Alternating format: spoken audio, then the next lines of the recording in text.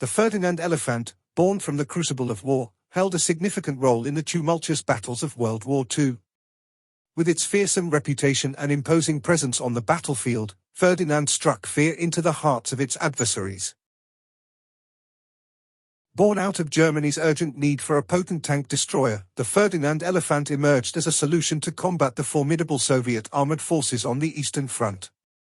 Designed by Ferdinand Porsche and manufactured by the German company Alket, the Ferdinand Elefant boasted impressive features tailored for anti-tank warfare. Its heavy armor provided unparalleled protection, while its powerful 88mm main gun packed a devastating punch, capable of taking out enemy tanks from long distances. However, the development of the Ferdinand Elefant faced significant challenges, including logistical issues, mechanical failures, and the complexity of mass production. These obstacles hindered its deployment and effectiveness on the battlefield, especially during the critical stages of World War II. The Ferdinand Elefant was renowned for its excellent mobility, thanks to its robust suspension system and powerful engines. This allowed it to traverse various terrains with ease, ensuring rapid deployment to the front lines. At the heart of the Ferdinand Elefant's firepower was the formidable 88mm Pak 43 halves L71 anti-tank gun.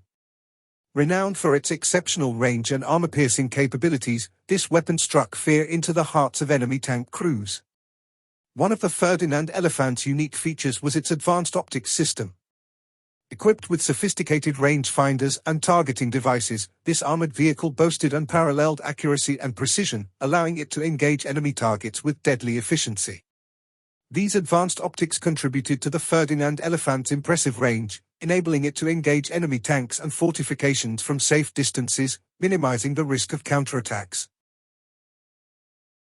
The Ferdinand Elefant's combat prowess was evident in numerous engagements throughout the war, where it showcased its ability to dominate the battlefield with its formidable firepower and heavy armor.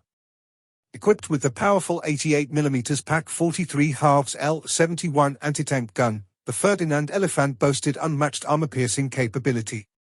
In battles such as the Battle of Kursk and the Battle of the Bulge, its precise and devastating firepower proved decisive in neutralizing enemy tanks and fortifications. The Ferdinand Elefant's ability to penetrate enemy armor from long distances gave it a significant advantage on the battlefield, allowing it to engage and destroy enemy tanks before they could pose a threat. However, despite its formidable firepower and heavy armor, the Ferdinand Elefant had its drawbacks. Its sheer size and weight made it vulnerable to mobility issues, particularly in rough terrain or urban environments.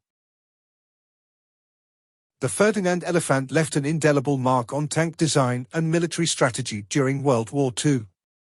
Its innovative design, featuring heavy armor and a powerful anti-tank gun, influenced the development of subsequent tank destroyers and armored vehicles. Beyond World War II, the legacy of the Ferdinand Elefant continued to reverberate across the battlefield. Its emphasis on firepower and armor protection inspired the design of modern tank destroyers and main battle tanks, shaping the evolution of armored warfare in the post-war era. Furthermore, the Ferdinand Elefant served as a cautionary tale in military doctrine, highlighting the importance of balancing firepower, mobility, and protection in armored vehicle design.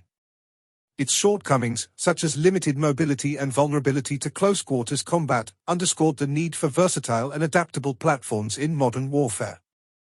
Today, several surviving examples of the Ferdinand Elefant are preserved in museums around the world, serving as tangible reminders of its formidable presence on the battlefield.